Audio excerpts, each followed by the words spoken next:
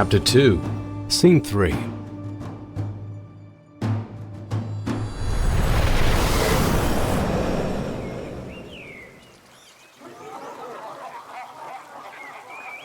Mount Sail, the home of the gods. It is beautiful in Orsalis, the green sea of the north. Life flows in the streams that run from Sail, watering the surrounding world with power and sweetness and blessing. It is a place that has known no death and seldom felt the light tread of Ingway's feet. A castle of powder blue stone rests upon the mountain, its windows paned with plates of gem, its towers hanging upon tamed and tethered clouds, with wondrous reliefs of all its denizens carved into their stone. Living gargoyles play upon the ramparts and chase one another among the buttresses. The flowers carry music as well as scents. A rose lifted to the ear will sing with the voice of a flute. Daffodils ring like tiny trumpets.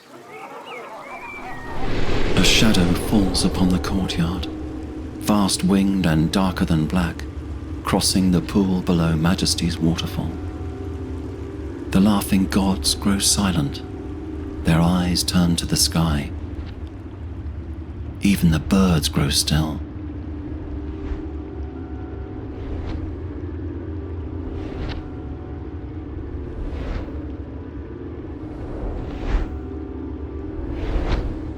Is it him? Damned if I care. I hardly think he's here for me. He could be here for anyone. Ingway lands upon the cobbles near the citadel door. His wings fold, his shoulders hunch. He looks small and a little frail. His shadow is long in the sunlight, and his cousins give equal space to God and shadow alike. His face is strangely burnt and damaged, with open sores upon the cheeks. Other wounds show about his collar, peeking up from the flesh beneath his cloak. They might well mar his entire body. Endurance speaks first, ever bold among his kin. His fur is braided and jangles with silver bells. His horns are capped in patterned steel. A cudgel larger than a man lolls upon his shoulder. What would you, Reaper? You can hardly think yourself welcome. There is no love lost between Ingway and the father of Minotaurs. Nonetheless, Ingway bows. He is nothing if not courteous. Dorma, father of the hardy ones, I have no quarrel with you today. Curiosity steps forward from the citadel door and leans idly against its frame. He is in his favored form today, though in an hour it might well change. He appears as a human man of bronzed olive skin, dressed like a sailor with seashell and coral bracelets, and a face weathered by salty wind. No quarrel with Brother Endurance. That's well enough.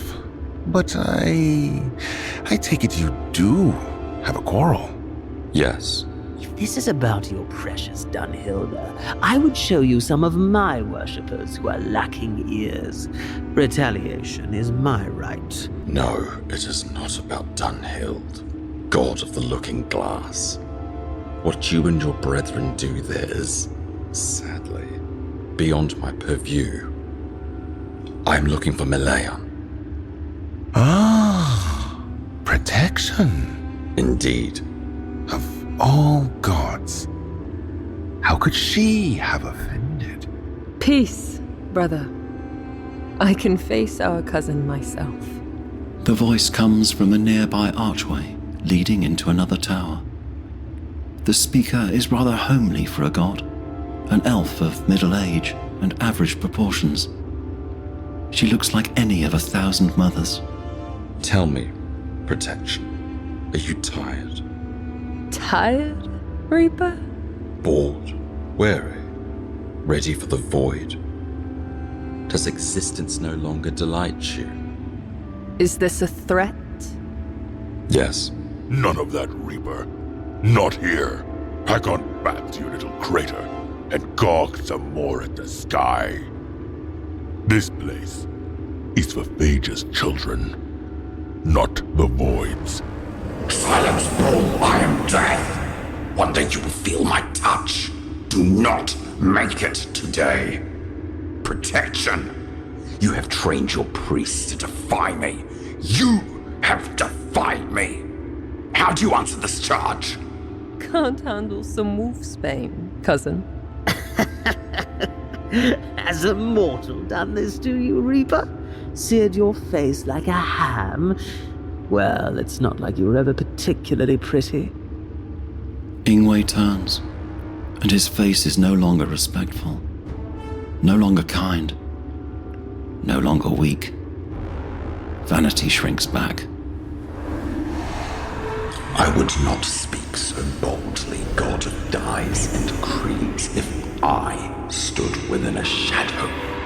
100 arms with pale and slender hands reach out from the shadows around Vanity and grasp him, by arm and by ankle, by waist and by hair, heedless of their hold, dragging him back toward oblivion.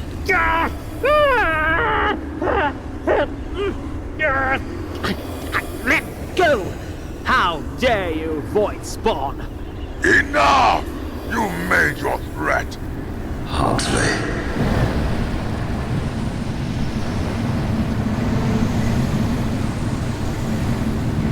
In a moment, all of the godly city falls into shadow. The sun blotted by 10,000 rising forms, each with its great wings unfurled, each and every one wholly and entirely Ingway, with all his power and all his presence. Ingway speaks, and 10,000 Ingways drift closer, silent and menacing. Vanity is held fast, whimpering, half his body pulled into the shadow, half remaining in its place. You forget yourselves, children of Phaja. You forget that you are not alone who dwell on this hill and play at games of war, ruling kingdoms of men and elves and minotaurs and Ashari. You pit them against each other in jaberies. You elevate your worshippers and dash down all others. You are cruel and vain and cold and small.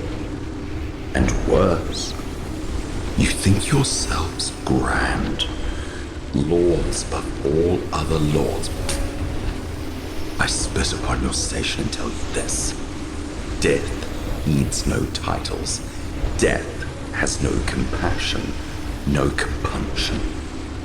Death knows your names, old and new alike.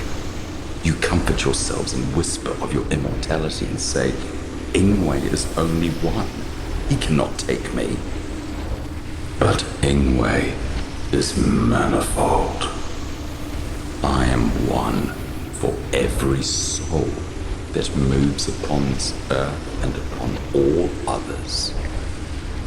In this moment, I am reaping in Elstor, in Korodal, in Kashan, in Askrala. I am reaping in the fires of stars you could not remember who even made. On worlds where you practiced the songs of life and made beings who did not work so well as those you placed here. Do not try me. Do not tempt me. Do not give me cause.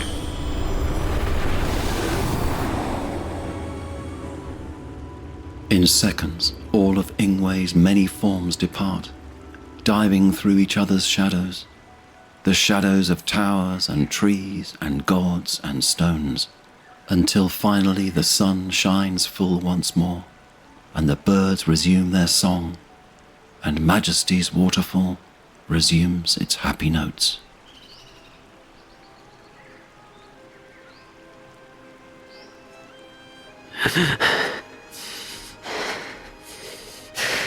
Well, Well, that was exciting. Did you really tell your priests how to hurt him? And if I did, why shouldn't he feel the cost of his labor? The flesh folk feel it. Prime. Well, I might rethink that course if I were you.